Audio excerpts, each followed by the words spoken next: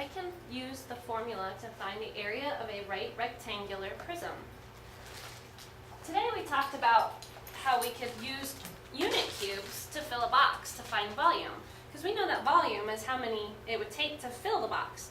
So if I think about my unit, this being my right rectangular prism, and I think about these as being my cubes, if I filled them in the inside of this box, I could actually find a formula that will work. If I filled this whole base in the inside with these cubes, I could figure out how many tall it would be, and then I would have a formula that I can use. So let's go ahead and see if we can figure out how that formula works. I have here that volume is the length times the width times the height.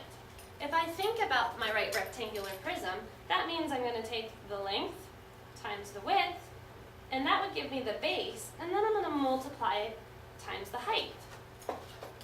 Couple of ways I can do this. I'm going to go ahead and solve this one out right here. I have 15 inches by 1.5 inches. That's going to be my base. I have to actually turn this into an improper fraction because it's going to be easier to work with. So if I have 1.5, I can do around the world. That's the same as 2 plus 1 more. That's the same as 3. My denominator stays the same. That's 3 halves.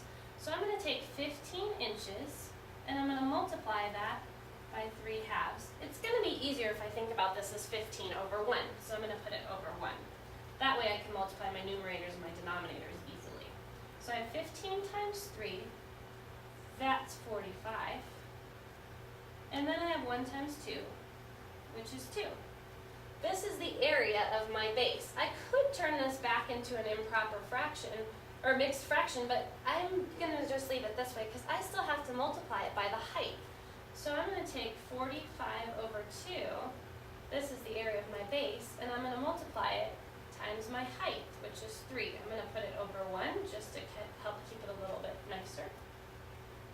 1 times 2 is 2. And then on the side, I'm going to figure out what 45 times 3 is. I have 135 over 2, but I actually want it back into a mixed number now because it's pretty hard to imagine what 135 over 2 is. So I'm going to take 135 and divide it by 2.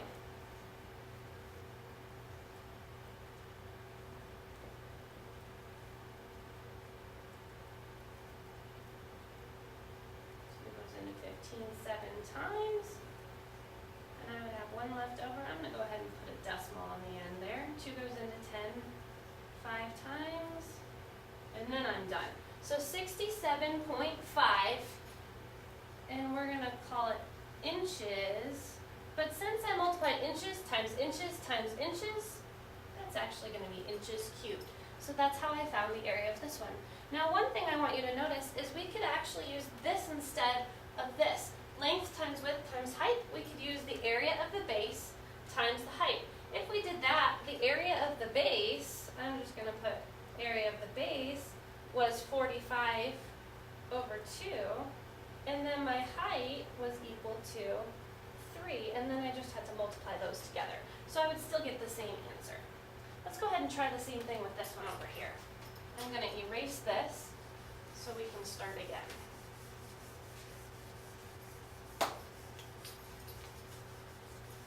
So first I'm going to find the area of the base. Oh, I shouldn't have erased that.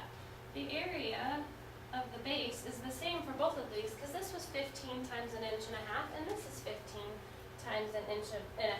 So the area of the base is going to be exactly the same. I'm trying to remember what it was. Now I'll do it again. So I have 15 over 1 times 3 over 2. So the area of the base was 45 over 2. The area of the base is the same on this one. So I'm going to take the area of the base, is 45 over 2, and my height is equal to 6 inches. So now I'm just going to multiply them. 45, the area of the base, times my height. The 2 times 1 is 2, and I'm going to do this one off to the side. I'll actually do it up here. 45 times times 6. So that's going to be 270 over 2. I want it back into a mixed number, so I'm going to go ahead and do the division of this. So 270 divided by 2.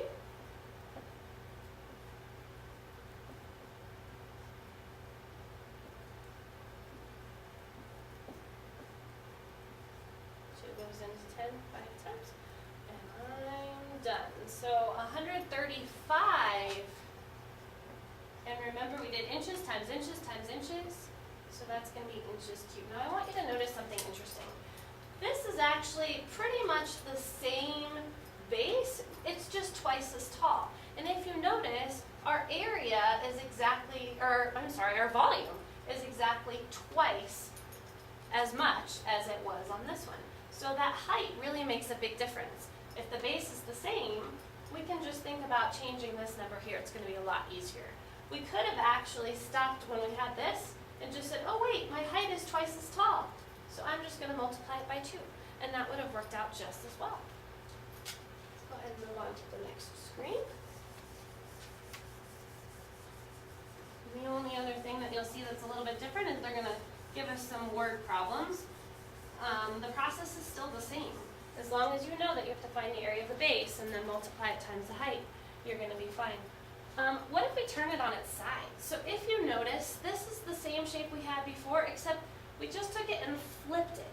So let's go ahead and check it out and see if it's the same. So I'm going to find the area of the base first. So that's going to be base times height. Then we knew that this is the same as 3 over 2. So the area of this base is 9 over 2. I'm going to put area of the base over here. And then my height is 15. So I'm going to multiply those, the base times the height. I'm going to put it over 1 because that makes it easier for me. I don't know this one in my head. So that's going to be 135 over 2, and I'm not sure if you remember what it was before, but it was 67.5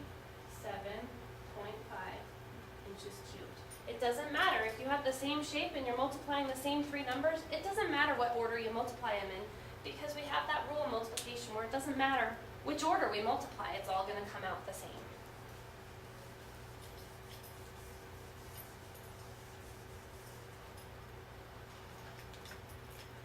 A new company wants to mail out samples of its hair products in a rectangular box with a rectangular base with an area of 23 1/3 inches squared.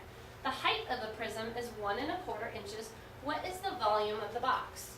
Now, I always have a hard time teaching this lesson because I'm not very good at drawing in 3D, but I'm going to go ahead and give it a shot.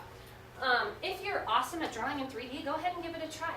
So they're telling me the area of this base. So if I thought about it like with those unit cubes in it, that means that this part here is going to be 23 1/3 inches.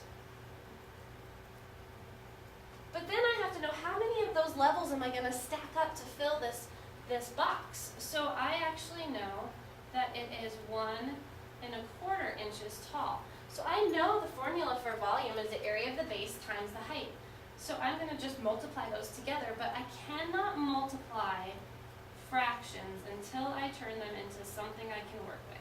So 23 times 3 plus 1 more is going to be 70, and then I always keep this the same. So 23 1/3 is the same as 70 over 3. And I'm going to do the same thing with this one. 1 1/4 is the same as 5/4. So now I just have to multiply them. The area of the base times my height. And that's going to be 350 over 12. Now I don't want to leave it like this. I want it in a way I can work with it. So I'm going to actually take 350 and divide it by 12. It's going to go in 2 whole times. Ooh, I have 90 left over. Let's see, that would be times, I think. Let's double check. Yep, because that would get me to 84. I have 6 left over. I'm going to put a decimal there and bring down another 0. 12 goes into 65 times. I got to keep my decimal spot. So our area is 27.5 inches. Yep, inches. And remember, we're talking about volume, so they're cubic inches because we multiplied base times height and got the area of our base, and then we multiplied it by the height. So 27.5 inches cubed.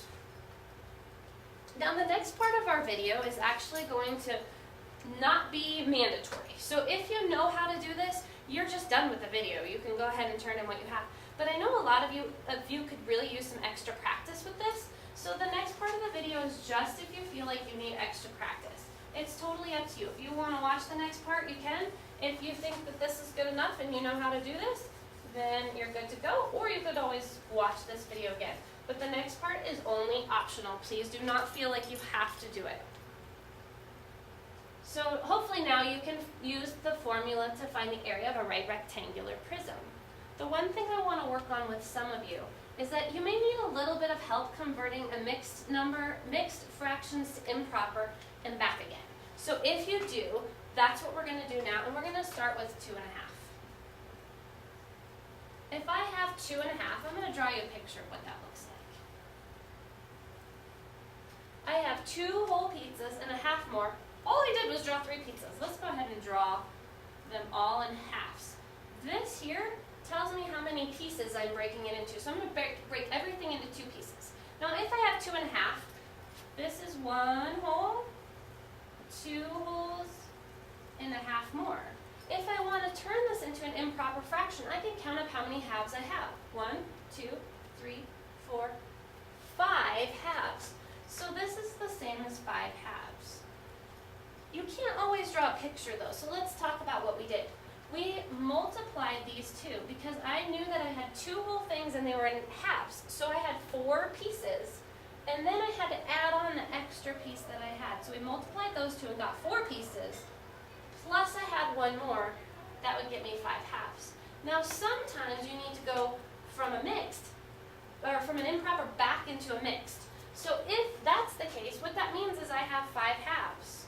So I have a 1 half, 2 half, I have 1 half, 2 halves, 3 halves, 4 halves. I have 5 halves, but what is that if I'm talking about the whole things? So I have 1, 2 whole ones, and then I have half of another one. So it's 2.5. The easier way to do that is to know, wait, I have 5 things and I divided them into 2 parts. So I could just take 5 and divide it by 2. 2 goes into 5 2 times. And then it goes in there, 2 goes into 10, 5 times. It would be 2.5, which is the same as 2.5. Let's go ahead and try another one.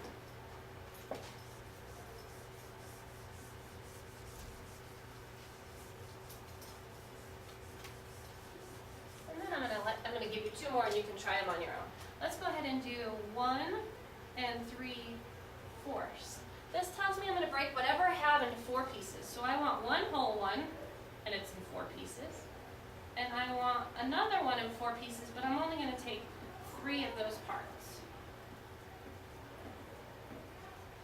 So if I did my around the world, well, first let's just count them. 1, 2, 3, 4, 5, 6, 7 out of my 4 parts. If I did around the world, that means I multiplied the 1 times 4, and I knew there was 4 parts there, plus 3 more parts. Altogether, I had 7. That's what we did. 1 times 4 was 4, plus 3 more, I have 7. This number is not going to change. That denominator is just going to stay what it is. Now going back, I have 7 things that I want to divide into 4 parts. I can take 7 and divide it by 4. It's going to go in 1 whole time. But then I have 3 left over. So when in 1 whole time, I had 3 left over out of my 4 parts. So it's 1 3/4. I divided, top dog goes in the doghouse, divided the numerator by the denominator, and I got 1 3/4. If I want to check it, 1 whole, 3 of another one. Let me give you 2, you can practice them on your own. Only if you want to, remember this is optional. But if you're struggling with it, I would really recommend it. I'm going to give you a little bit of a harder one. Let's do 3 1/3. I want you to convert that both ways, and then I'm going to give you a mixed one, and we'll see if you can go back to the other way. Let's say you have 15/4. Go ahead and try these on those next 2 boxes and see how you do. Hopefully, that'll help you out a little.